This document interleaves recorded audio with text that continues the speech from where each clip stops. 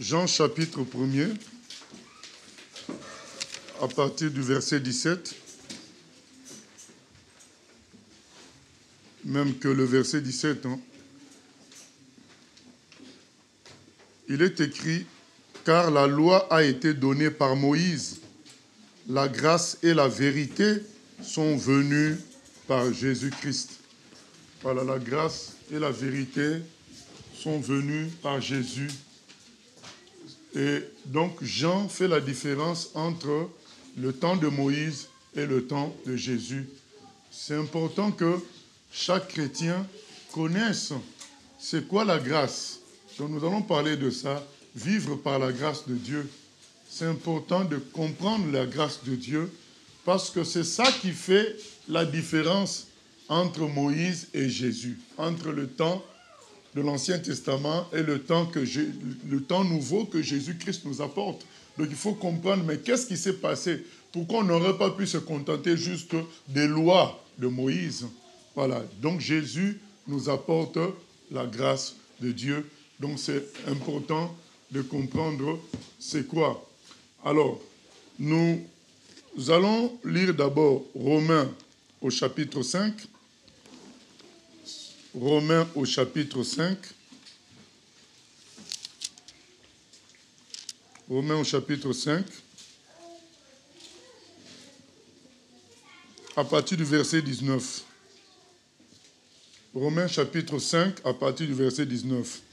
Il est écrit ceci, « Car, comme par la désobéissance d'un seul homme, beaucoup ont été rendus pécheurs, de même, par l'obéissance d'un seul, beaucoup seront rendus justes.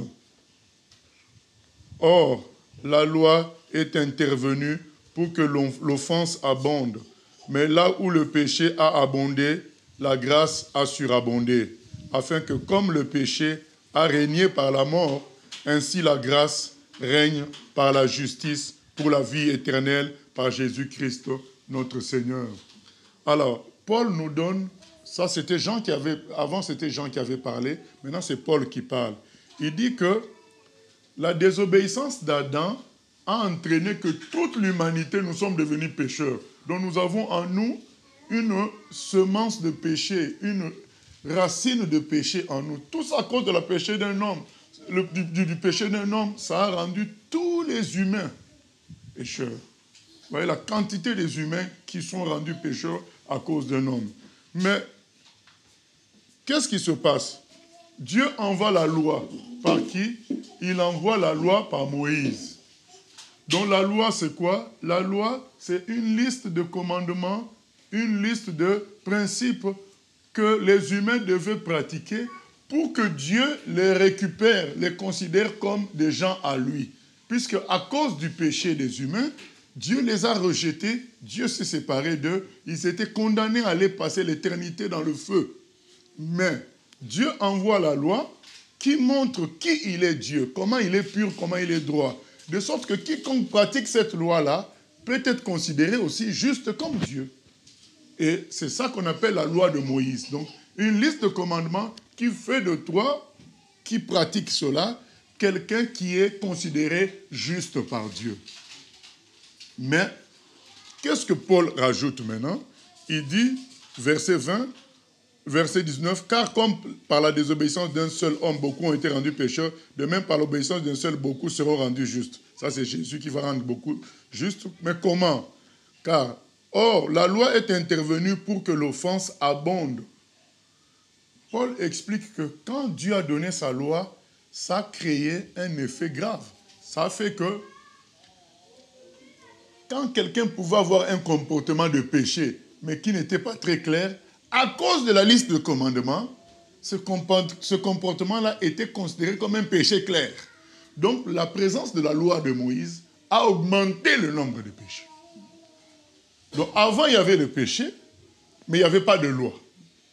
Donc, les gens pouvaient commettre des péchés sans trop savoir. Mais quand Dieu envoie la loi montre maintenant le péché des humains clairement. Et de sorte que le nombre de péchés, en quelque sorte, augmente. Les humains se sentent encore plus pécheurs, puisque maintenant, il y a la loi. Je me souviens, une sœur qui est dans un autre pays m'a appelé pour me poser des questions sur sa vie de tous les jours. après ces questions-là, elle s'est rendue compte qu'il y avait beaucoup de choses qu'elle faisait qui n'étaient pas bibliques, qui n'étaient pas bonnes. Et donc, pourquoi? Parce qu'elle a eu des informations dans notre conversation.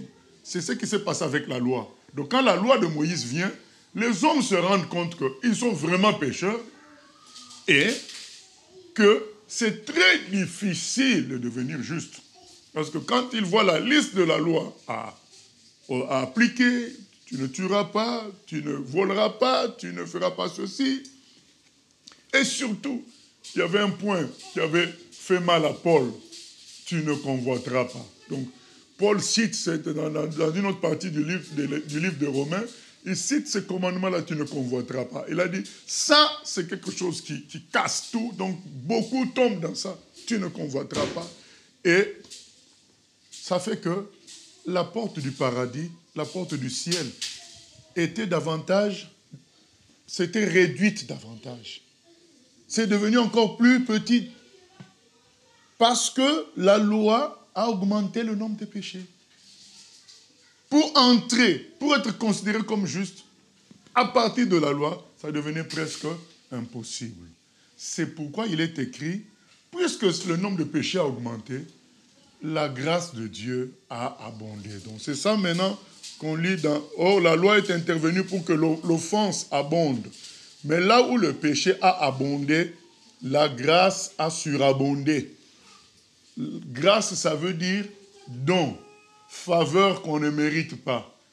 Puisque l'homme ne pouvait pas être sauvé par la loi, Dieu lui a accordé une plus grande faveur parce que, sachant qu'il en était incapable, donc il fallait l'aider beaucoup par la grâce pour qu'il soit sauvé. Il dit, afin que comme le péché a régné par la mort, ainsi la grâce règne par la justice.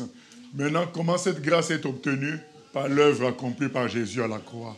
C'est pourquoi cette grâce est abondante. Ce n'est pas une grâce cadeau comme ça, non. Il y a quelqu'un qui a payé à la place de tout le monde. L'obéissance d'un seul a rendu tous les autres justes. C'est ce qui s'est passé à la croix. En étant crucifié, Jésus a remporté l'équilibre qu'il y avait par rapport à Adam. Adam, à cause de son péché, a rendu beaucoup d'hommes pécheurs, tous les humains pécheurs, et Jésus aussi, à cause de son obéissance, a rendu beaucoup justes. Alors, vous imaginez la grandeur de cette grâce, parce que s'il faut sauver l'humanité entière, quelle est cette grâce de Dieu? Elle est immense. Là où le péché a abondé, la grâce de Dieu a surabondé. Ce n'est pas pour rien que Jésus dit « Allez, faites-nous toutes les nations des disciples » parce qu'il sait quelle porte il a ouverte. Donc avant, pour entrer au ciel, la porte, elle était vraiment étroite, très, très, très petite. Mais avec Jésus-Christ, la porte s'est largement ouverte pour faire passer beaucoup de personnes. Même si la Bible dit la porte est étroite, mais elle est étroite, mais elle peut faire passer beaucoup de personnes, malgré le fait qu'elle soit étroite. Elle est étroite pour chacun dans le sens où tu ne peux passer qu'en prenant la nature de Jésus, mais beaucoup de gens maintenant peuvent entrer au ciel. Voilà ce que Jésus-Christ a fait. C'est ça la grâce de Dieu. C'est que ne pouvant pas être sauvés par nous-mêmes, Jésus a payé à notre place, a été condamné pour que nous soyons sauvés en croyant en lui. Et c'est valable pour tous les humains. De même que Adam a contaminé tous les humains, Jésus-Christ peut sauver tous les humains. Voilà la grâce de Dieu, une faveur qu'on ne mérite pas. Voilà ce que je veux présenter aujourd'hui. Et bien aimé, cette grâce-là pouvait être comprise naturellement par la logique de l'origine. C'est-à-dire, quand tu nais sur terre, ce n'est pas toi qui t'es fait naître sur terre. Tu t'es retrouvé sur terre. Rien que ça doit te faire comprendre que tu dépends de Dieu. C'est par la grâce de Dieu que tu existes. Mais puisque les hommes n'ont pas compris ça, Dieu a permis que la loi vienne pour que les hommes puissent comprendre la grâce. Parce que normalement, sans la loi de Moïse, sans la loi de Dieu, on doit comprendre la grâce par origine. C'est Dieu qui nous a créés. on a trouvé les arbres, on a trouvé le soleil, on a trouvé l'air pour respirer, on a trouvé tout ça, c'est la grâce. Mais les humains, à cause de leur méchanceté de cœur, ils ne comprennent pas la grâce de Dieu. C'est pourquoi Dieu envoie la loi. Quand il envoie la loi, les humains se rendent compte que c'est des grands pécheurs. Et là maintenant, quand il envoie la grâce, les humains peuvent comprendre la grâce. Parce que dans leur détresse d'être perdus par leurs péchés, quand ils entendent qu'on peut être sauvé gratuitement par Jésus, là ils comprennent c'est quoi la grâce. Donc sans la loi, les humains n'auraient pas pu comprendre la grâce. Parce que les humains sont ingrats. Donc malgré le fait qu'ils ont tout trouvé sur terre, malgré le fait qu'ils n'ont pas été créés par eux-mêmes, ils n'arrivent pas à reconnaître que c'est Dieu qui donne tout dans sa bonté. Maintenant, pour se faire comprendre dans ce sens-là, Dieu envoie la loi. Et la loi montre aux humains qui sont perdus, qui vont en enfer. C'est fini pour eux. Le péché est en eux. Maintenant, quand après la loi, Dieu envoie son Fils avec la grâce, les Juifs, les Paul, vous savez, tous ceux qui écrivent là, c'est les Juifs.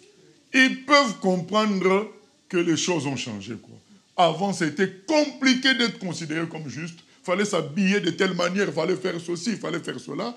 Maintenant, avec Jésus, il suffit juste de croire en lui pour recevoir la vie éternelle. Ce qui est encore extraordinaire, que ce n'est pas seulement une grâce, ce n'est pas un papier, une liste qu'un ange tient et il coche sur ton nom. Non, c'est une grâce, tu reçois la vie de Christ. C'est le cadeau de la vie de Christ que tu reçois et cela change tout. Et les apôtres et certains juifs qui s'étaient convertis étaient immensement heureux. C'est pourquoi ils pouvaient être tués pour Jésus, parce qu'ils comprenaient ce qui venait de se passer.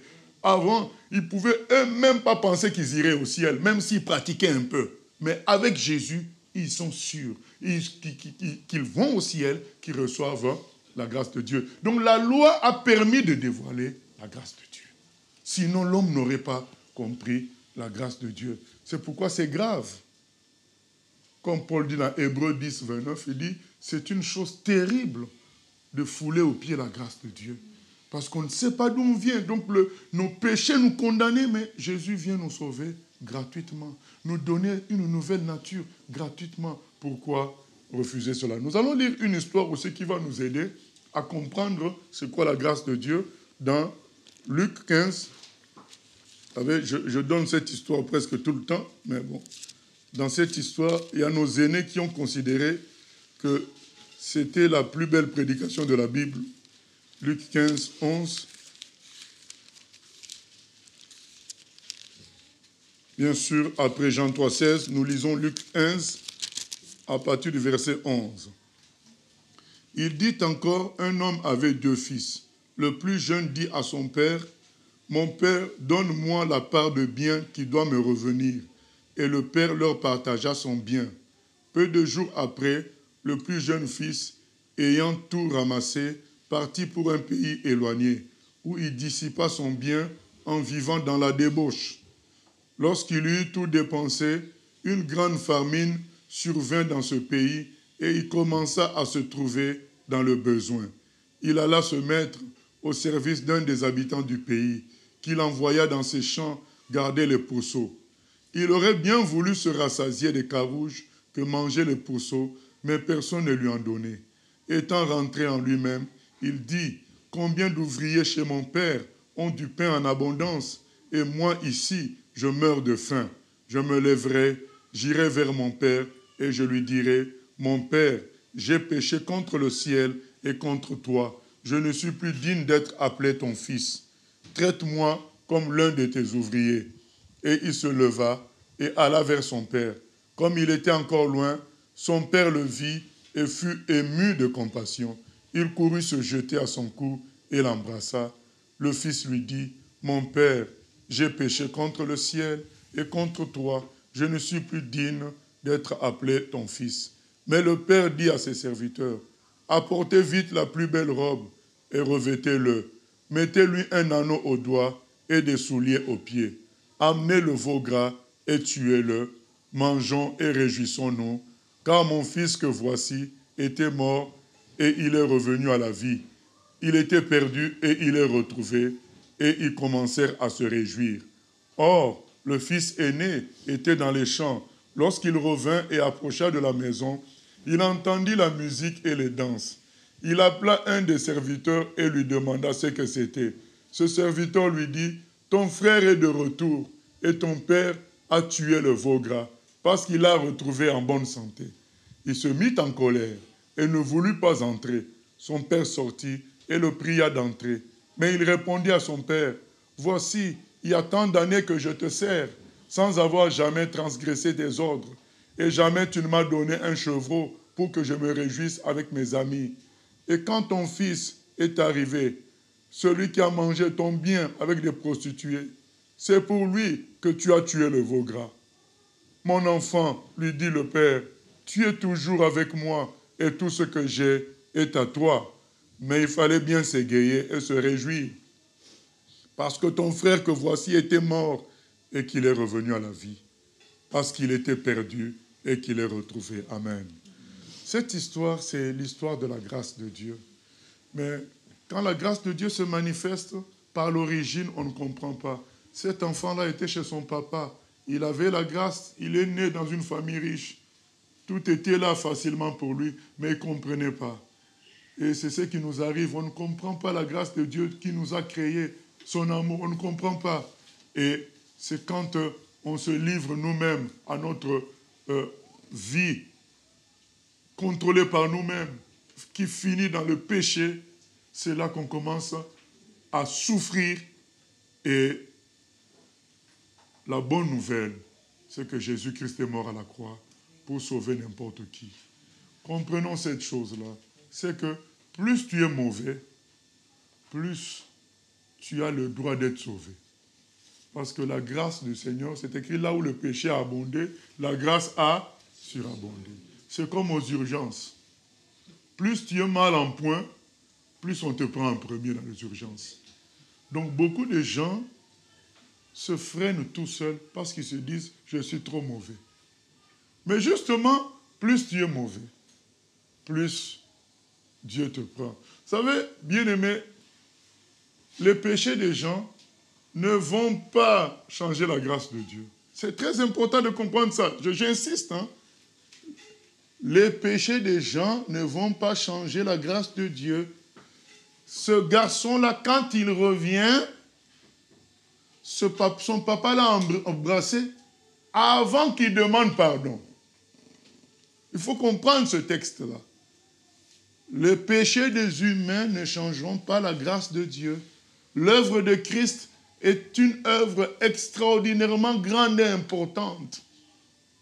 Paul a dit, Adam a pollué tout le monde, mais Jésus-Christ sauve tout le monde. Bien aimé, c'est un salut ouvert. Maintenant, c'est ouvert. C'est ouvert. Et quand ce garçon revient à la maison, alors qu'il a commis beaucoup de péchés, il décide de se repentir et dit, il faut que je me repente de mes péchés. Quand nous nous repentons, ce n'est pas ça qui nous sauve. Ah oui, ce n'est pas parce que tu demandes pardon pour tes péchés que tu es sauvé gratuitement. Vous allez dire, mais alors à quoi ça serait la repentance? Mais la repentance prouve que tu as compris la grâce de Dieu. Ça prouve que tu as compris que tu es dans le péché, tu mérites l'enfer, et c'est ça qui te donne le courage de demander la grâce de Dieu. Mais ce n'est pas parce que tu as fait de belles prières. Vous savez, il y a beaucoup de gens qui se traînent. Au lieu d'entrer dans une vie de délivrance, de sainteté, ils se traînent dans le péché parce qu'ils se disent que est-ce que Dieu va me comprendre cette fois-ci encore? Est-ce qu'il va me pardonner encore? Ils traînent parce qu'ils se disent je fais trop de mal. Mais on a lu Romains 5, 20, là où le péché a abondé, la grâce de Dieu a surabondé. Que personne ne vous trompe, que personne ne se prive de la grâce de Dieu, c'est ce que Paul dit. En se donnant toutes sortes de raisonnements, la grâce de Dieu est disponible. Ce garçon, quand il revient, il fait face à la grâce de Dieu. On l'embrasse avant que lui dise, mais pardon, bien-aimé, avant même que tu te repentes, il y a quelqu'un qui a organisé que tu te repentes. C'est ça la grâce de Dieu. Il ne faut pas croire que nous avons une part à avoir dans notre salut. Ce n'est pas moi qui le dis. Lisons Ephésiens 2, 8 à 10. Nous allons revenir sur Luc 15, sur notre texte, mais lisons Ephésiens 2, 8 à 10. Il faut que chaque chrétien comprenne la grâce de Dieu. C'est ça qui nous donne la puissance dans l'évangélisation. C'est ça qui nous donne la puissance dans la prière pour prier pour les perdus. Il faut comprendre la grâce de Dieu. Parce que beaucoup de gens sont freinés dans leur prière parce qu'ils jugent tellement ceux qui font les péchés. Ils condamnent tellement ceux qui font les péchés qu'ils n'arrivent plus à prier pour eux. Ils bloquent ainsi la grâce de Dieu. Mais, lisons Ephésiens 2, 8 à 10, c'est écrit, car c'est par la grâce que vous êtes sauvés. C'est écrit clairement, par le moyen de la foi, et cela ne vient pas de vous. C'est le don de Dieu. Ce n'est pas moi qui le dis, ça ne vient pas de vous. Même si tu penses que, mais oui, mais moi je me suis repenti, mais oui, mais avant de te repentir, il y a quelqu'un qui a organisé ça. C'est sa grâce. Il t'a poussé à te repentir. Il t'a poussé à reconnaître ton tort. Parce que si tu ne reconnais pas ton tort, tu demandes maintenant la grâce. Pourquoi? Il faut comprendre pourquoi. Vous savez, quand on va voir le médecin, ce n'est pas notre discours qui nous guérit. Non.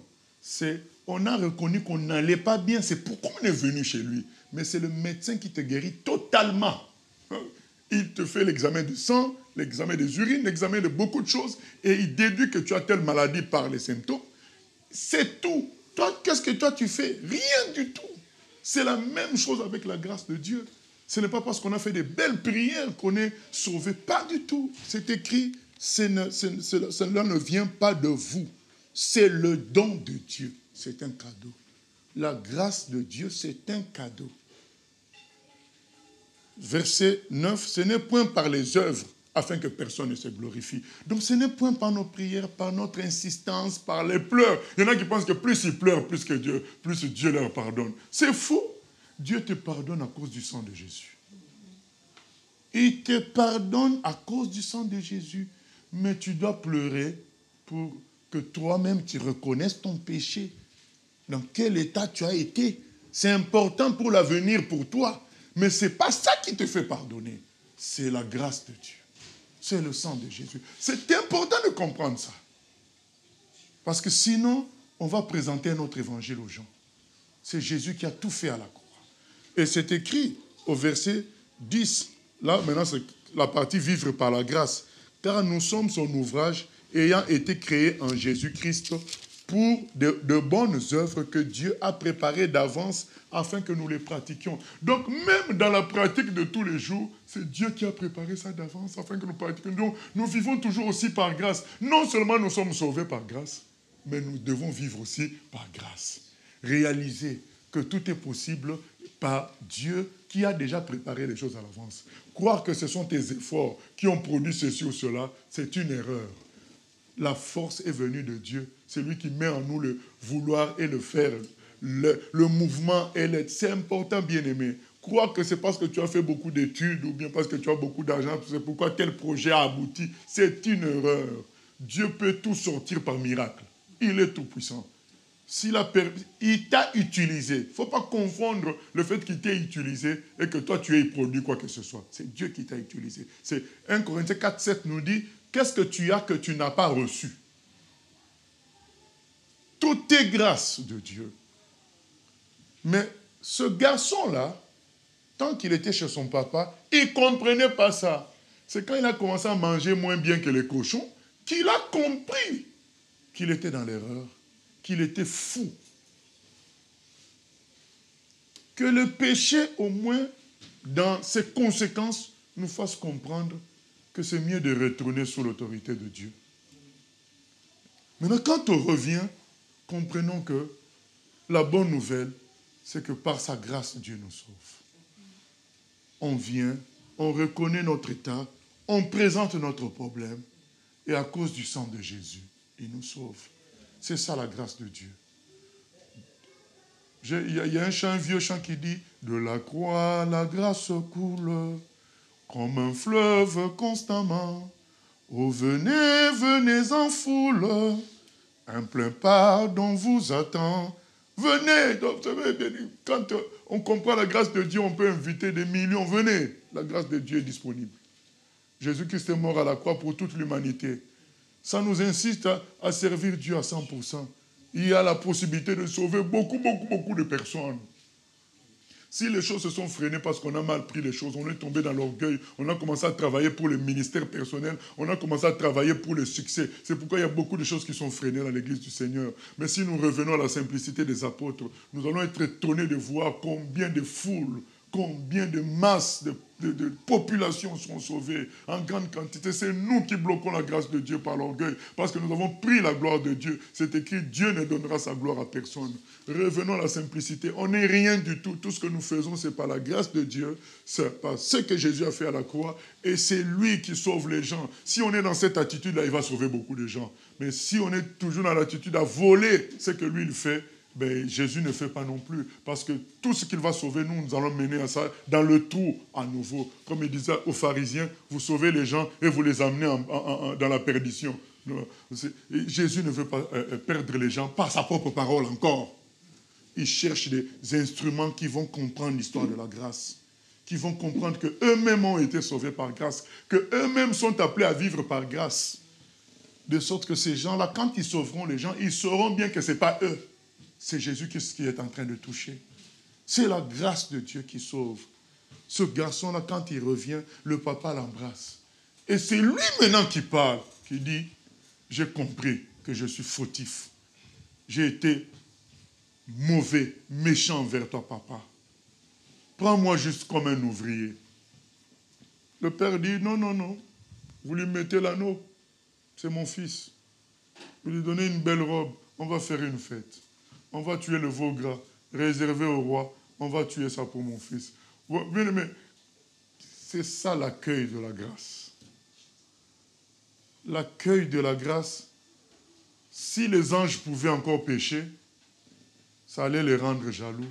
Parce que c'est écrit dans 1 Pierre 1 qu'ils cherchent à comprendre l'évangile. Ils regardent l'évangile, ils contemplent l'évangile, ils ne saisissent pas. L'accueil de la grâce, c'est ça. C'est-à-dire qu'un pécheur reçoit le salut gratuitement. Et quel salut! Avec des trompettes, avec toute une fête. Comme c'est écrit, il y a de la joie au ciel lorsqu'une seule personne se convertit. Il y a une fête au ciel. Une fête lorsqu'une seule âme est sauvée. C'est ça la grâce de Dieu. Nous sommes appelés à comprendre cela. Tu es sauvé par grâce. Donc ne cherche pas à être sauvé par toi-même. Beaucoup de gens s'examinent eux-mêmes avant de s'approcher de Dieu. Ils s'examinent. Est-ce que je suis digne? Est-ce que je suis ceci? Hier, c'était comment? Dieu dit, venez à moi, vous tous qui êtes fatigués et chargés. C'est moi qui vous donnerai le repos. Les gens veulent le repos avant de venir à Dieu, mais non. C'est la grâce de Dieu qui apporte cela. Les gens veulent se sentir corrects avant de s'approcher de Dieu. C'est faux. Plus tu es incorrect, plus tu es éligible à la grâce de Dieu. Plus tu es méchant, plus tu as commis de péchés, plus tu es éligible à la grâce de Dieu. C'est pourquoi c'est malheureux de rater cette grâce qui s'ouvre à nous comme ça.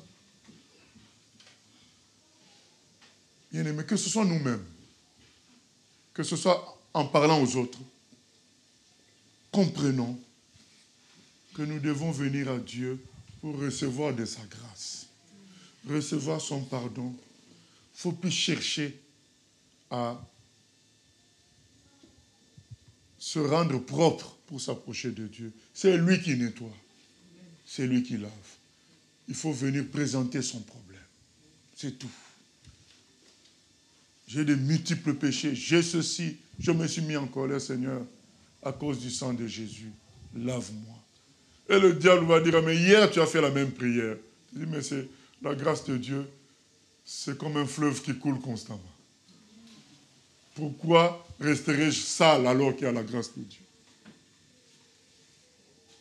Nous n'avons pas le droit, bien-aimés, d'être médiocres, puisque la grâce de Dieu fonctionne encore pour nous. Elle est là. Nous n'avons pas le droit de nous coucher sous la colère, comme c'est écrit dans Ephésiens 4, 26. La grâce de Dieu est là. Nous pouvons pardonner et demander pardon. Pardonner à l'autre parce que nous aussi, nous ne sommes pas corrects. Si on est sauvé, c'est par la grâce de Dieu. Donc on peut pardonner à tous ceux qui nous ont énervés et nous-mêmes aussi demander pardon pour notre propre colère. Nous sommes sauvés par grâce. Et donc ce fils-là s'en rend compte en ce moment-là. Vous savez, avant, il vivait comment? Avant, il vivait comme étant le fils, héritier du papa. Avec l'orgueil. Je mérite. Désormais, cet enfant-là vivra comme quelqu'un qui a reçu une grâce. Il ne va plus vivre comme quelqu'un qui mérite. Parce qu'il sait quelle quantité d'argent il a gaspillé du papa. Il sait comment il lui a manqué de respect. Il sait que c'était fini pour lui. Mais le papa le remet encore fils. Mais ça sera un fils différent. C'est ça la grâce. La grâce fait de nous des fils reconnaissants. Ça fait de nous des fils humbles. Mais quelqu'un qui n'est pas sauvé par grâce ne peut pas être humble. Il se croit bon, il se croit fort, rempli d'orgueil à cause de ça. La grâce nous change, bien-aimés. Beaucoup de gens pensent que plus ils examinent la quantité de péchés, tous ces trucs-là, il ne faut pas faire ceci, il ne faut pas faire cela, c'est ça qui les rend purs. C'est faux, c'est faux. La loi ne fait qu'à faire abonder le péché. Mais c'est la grâce qui efface les péchés. C'est Jésus qui efface les péchés. Ce n'est pas tes exercices de pureté qui vont te rendre pur. Nous, on connaît des gens remplis de colère, mais à l'église, vraiment très, très, très purs, très tranquilles. Mais envers les membres de famille, remplis de jalousie et de colère. Mais pourtant, ils sont là à pointer les péchés. Ça, c'est un péché, ça, c'est un péché. Mais non, tout ça, c'est rien. Ce qui est important, c'est la grâce de Dieu. Venez en foule. Toi-même aussi, viens.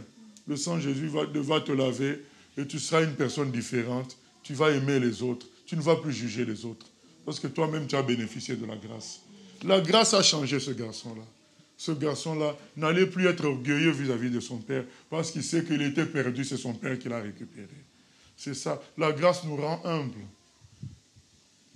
Est-ce que l'apôtre Paul, vous savez, le texte est long. Le texte que je vous lis là dans Romains 5, c'est long. Et il continue ça dans Romains 6 et dans d'autres passages. Il dit, est-ce que c'est pour autant qu'on doit pécher pour sentir la grâce de Dieu? Il dit, non, c'est pas pour autant. Mais reconnaissons quand même que c'est le péché de ce fils-là qui lui a fait comprendre la grâce. Parce que s'il n'y avait pas le péché, on n'aurait pas compris la grâce. On aurait toujours le comportement d'humain orgueilleux. Mais le péché fait que ça nous a amenés dans la saleté. Et c'est cette saleté-là qui nous fait comprendre, quand Dieu nous pardonne, que Dieu est bon. Alors, l'instrument qui doit te faire comprendre que Dieu est bon, sers-toi de ça pour revenir à Dieu. Que le péché te serve à cela. Que le péché ne te serve pas à te perdre en enfer.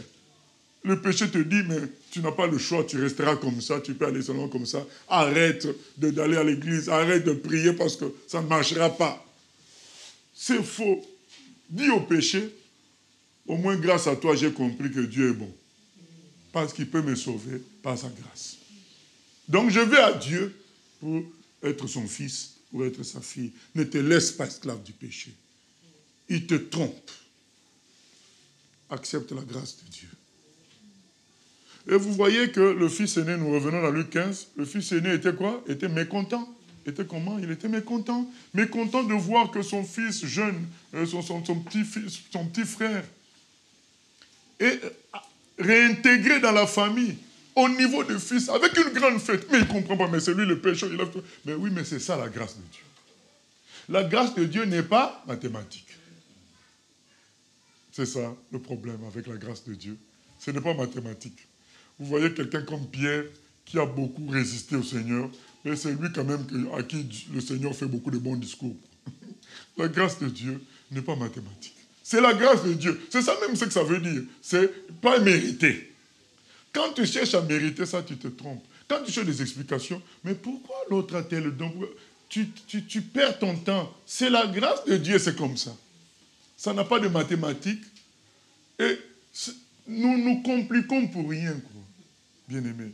Moi, je serais très content de voir un jeune converti et ressusciter un mort. C'est là que c'est la preuve que c'est la grâce de Dieu. Ce n'est pas les années de conversion. Donc, il n'y a pas de compréhension. Donc, dès qu'on veut mettre la compréhension dans la grâce de Dieu, on devient jaloux, on se complique soi-même. C'est la grâce de Dieu. Aujourd'hui, c'est les églises chinoises qui sont les plus grandes. C'est la grâce de Dieu, alors qu'il y a, dans les années 70, il n'y avait plus d'église en Chine. Mais la grâce de Dieu a transformé les choses. Donc, des foules se sont converties par la grâce de Dieu. Il faut comprendre la grâce de Dieu. Ça vient de l'œuvre accomplie par Jésus à la croix. En fait, c'est là la source de que ça soit répandu aux hommes. Dieu est un Dieu de grâce, mais c'est l'œuvre de Christ à la croix qui ouvre la porte que cette grâce se répande à tous les hommes. Et le fils aîné ne comprend pas, mais qu'est-ce qui se passe? Mais c'est la grâce de Dieu. Le papa a retrouvé son fils. Il est content. Mais quelle joie! Vous savez, les gens de Matthieu 25, ils étaient étonnés quand le Seigneur dit, allez au paradis, vous qui m'avez aidé quand j'étais en prison. Vous m'avez fait ceci quand j'étais dans tel endroit. Mais ils ont dit, mais quand est-ce qu'on t'a fait tout ça? Oui, mais à chaque fois que vous l'avez fait à l'un de ces plus petits de mes frères. Au fait, ça sera l'étonnement de beaucoup de chrétiens au ciel. Ils ne comprendront pas pourquoi on les traite comme ça.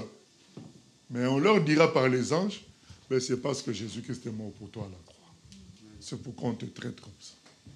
C'est ça la grâce de Dieu. Bien aimé, quand on comprend la grâce de Dieu, on évolue différemment. On devient humble, on devient petit. Le problème du fils aîné, c'était ça aussi. Le problème du premier fils, le jeune, c'était la grâce. Il n'avait pas compris qu'il était fils par grâce. Il n'avait pas compris qu'il jouissait des richesses de son père par grâce. Lui, il croyait que c'était... Je ne sais pas quel était son raisonnement. C'est notre raisonnement, nous tous. On croit que notre vie nous appartient. Attention à ma vie. Quelle vie? Ce n'est pas ta vie puisque ce n'est pas toi qui l'as créée. C'est ma vie. Il y en a quand ils fument. C'est ma vie, laissez-moi tranquille. Mais ce n'est pas ta vie, puisque tu ne l'as pas créée. Mais quand tu ne comprends pas ça, tu vas aller être amené jusqu'au fond de la boue du péché. C'est là que tu comprends que c'était pas bon. Et c'est quand tu comprends ça que tu peux venir à la grâce de Dieu. Et cette fois-ci, quand tu es sauvé, tu sais que ce n'est pas ta vie, parce que tu sais d'où tu viens. Et Dieu t'a ramassé pour te sauver. C'est ça le bonheur de la grâce. Et non seulement le jeune fils ne marchait pas selon la grâce de son père, le fils aîné aussi. Il était avec son père. Il ne voulait pas manger telle chose parce qu'il avait peur. Il ne voulait pas faire une fête avec ses amis parce que papa allait se fâcher. Il avait sa conception. Et beaucoup sont là dans l'église, dans les choses de Dieu. Ils ont peur de Dieu pour ceci, ils ont peur de Dieu pour cela. Bien-aimé, tu te freines toi-même. Jésus dit dans Jean 16, 24, jusqu'à présent, vous n'avez pas demandé. Demandez, il vous sera accordé. Il y en a qui se disent, mais ça fait quand même 2 ans que je prie pour telle chose. Est-ce que ça ne va pas paraître comme si j'embêtais Dieu? Embêter qui? Son fils est mort à la croix pour toi. Jean 3, 16, Dieu a tant aimé les hommes qu'il a donné son fils. Et toi, tu crois que maintenant, qu'est-ce qui peut l'embêter plus que la mort de son fils à la croix? S'il a accepté ça, c'est ce que Paul dit dans Romains 5, 8. Si nous étions ennemis de Dieu, il a laissé son fils mourir pour nous. Maintenant que nous sommes ses enfants, qu'est-ce qui nous empêche maintenant de fonctionner par grâce? Nous devons fonctionner par grâce. La grâce qui nous a sauvés, elle continue toujours à agir. Ça veut dire quoi? Ça veut dire tout simplement, frère, nous devons être sans limite dans la prière. Puisque beaucoup ont transformé la prière en quoi?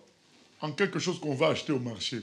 Moi, j'amène la prière et j'achète ma guérison, j'achète la conversion des âmes, je cherche. Non, ce n'est pas ça la prière. La prière, c'est le panier. Plus tu pries beaucoup, plus ton panier est grand. Mais au marché, tout est gratuit. C'est une question de panier. C'est ça la prière. La prière, ce n'est pas pour acheter. La prière, c'est pour contenir les choses qui sont gratuites par la grâce de Dieu. C'est tout.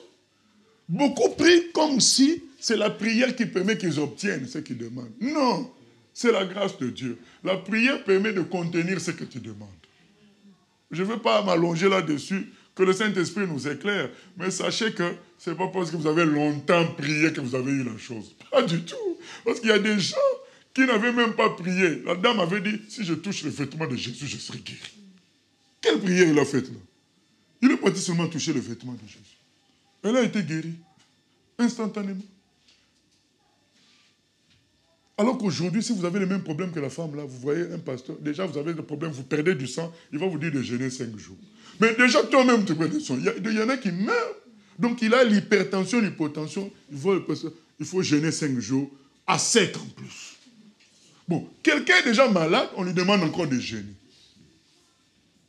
Il y a beaucoup de morts comme ça en Afrique. Au fait, on veut te donner la responsabilité.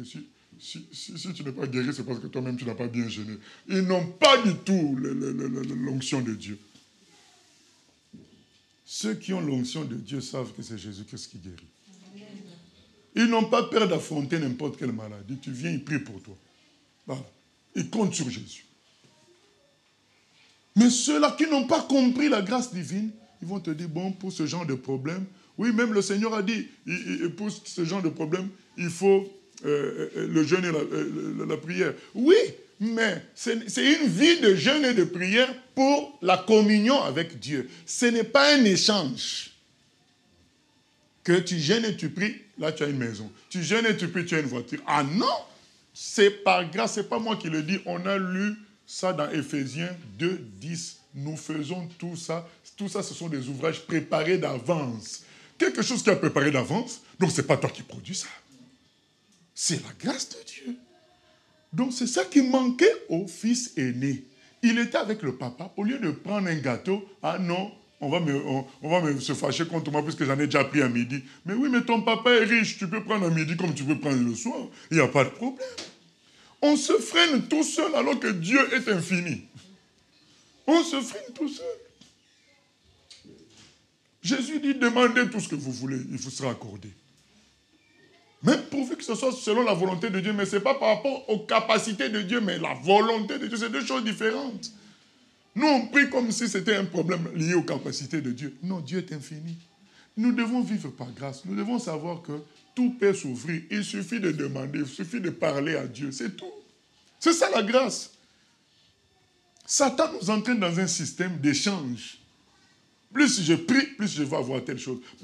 Non, plus tu pries, plus tu as un grand panier qui contient beaucoup de bénédictions. Mais ces bénédictions sont gratuites.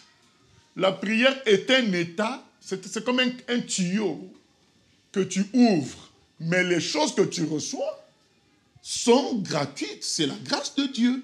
Mais c'est ton tuyau qui est plus grand pour en recevoir beaucoup plus. C'est ça la prière. Tu es en communion avec Dieu, tu ouvres le tuyau. Mais nous devons dans notre esprit comprendre que ce n'est pas compliqué tout ça. C'est la grâce de Dieu.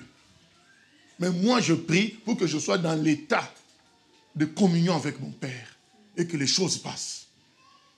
Bien-aimés, les gens qui ont été guéris par l'ombre de Pierre, quelle prière ils ont faite?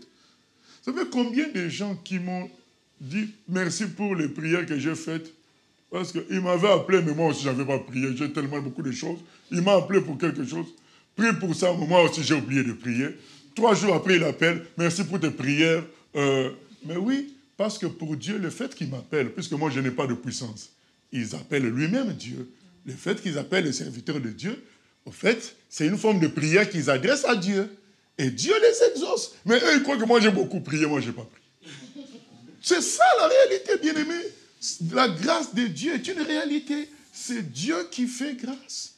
Parce que quelqu'un a crié à lui. Quand tu m'as appelé au téléphone, tu as crié en quelque sorte à Dieu. Puisque moi, je ne suis que son instrument. Et il entend que je prie ou pas, lui, il va faire. parce que ce n'est pas sa grâce. Mais est-ce que ça veut dire qu'il ne faut pas prier? Non, il faut beaucoup prier pour être dans un état, agrandir le panier, recevoir le maximum de choses, parce que beaucoup de gens ont besoin de la guérison de Dieu. Beaucoup de gens ont besoin de la paix de Dieu. Et plus nous prions, nous devenons un canal pour beaucoup de personnes. Un canal qui fait que beaucoup de gens sont bénis, et soi-même aussi. Mais ce n'est pas ces prières-là qui font que nous recevons ce que nous recevons. Nous recevons tout par grâce. Nous devons vivre par grâce. Quiconque méprise la grâce de Dieu finira par la colère, finira par parfois critiquer Dieu lui-même. Parce qu'il n'a pas compris les principes de grâce. Et nous clôturons avec ce passage de 2 Corinthiens 12, où l'apôtre Paul, 2 Corinthiens 12,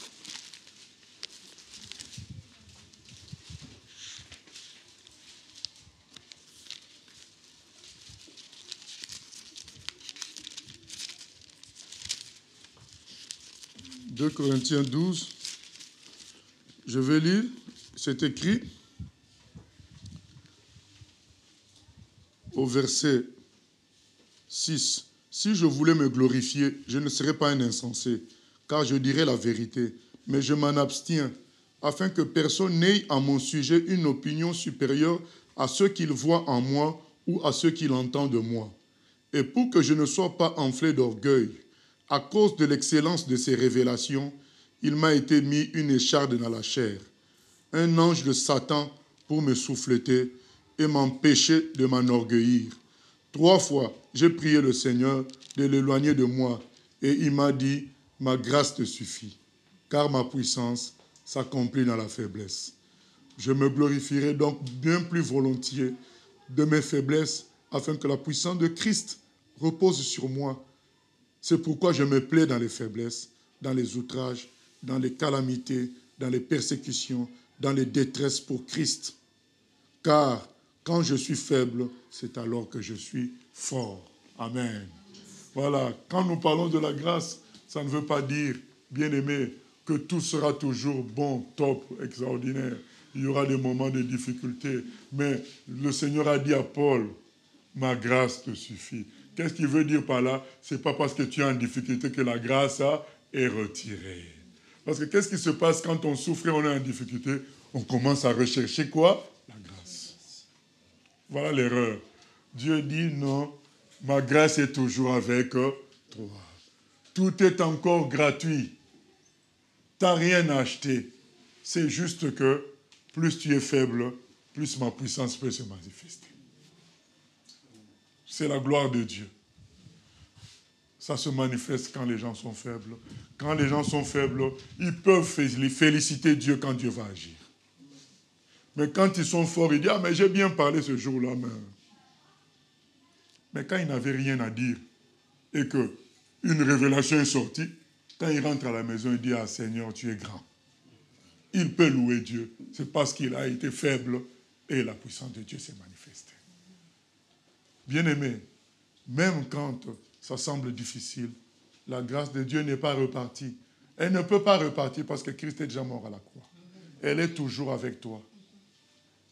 Mais Dieu dit que sa puissance se manifeste dans la faiblesse. Nous devons comprendre cela aussi. Pour conclure, bien-aimés, nous sommes sauvés par grâce. Le péché, que cela contribue à nous ramener à Dieu au lieu de le fuir. Puisque le pardon est obtenu, pas parce qu'on est correct, mais parce qu'on a des péchés et qu'on vient demander ce pardon-là. C'est la grâce de Dieu. Deuxièmement, bien-aimés, nous devons vivre par grâce. Reconnaître que c'est Dieu qui donne tout parce qu'il nous aime.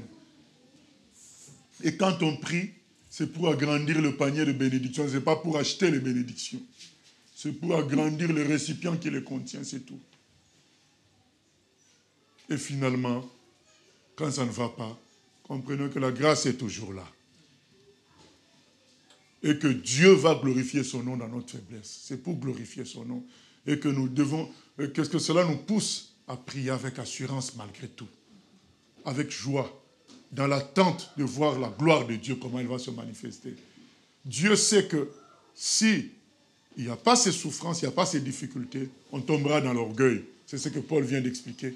On tombera dans l'orgueil. Alors, il va permettre des difficultés pour que quand nous persévérions dans la prière et l'humilité, la grâce de Dieu, la puissance de Dieu soit pleinement manifeste, que les gens reconnaissent que c'est Dieu qui agit et que la gloire lui revienne à lui tout seul, au nom de Jésus.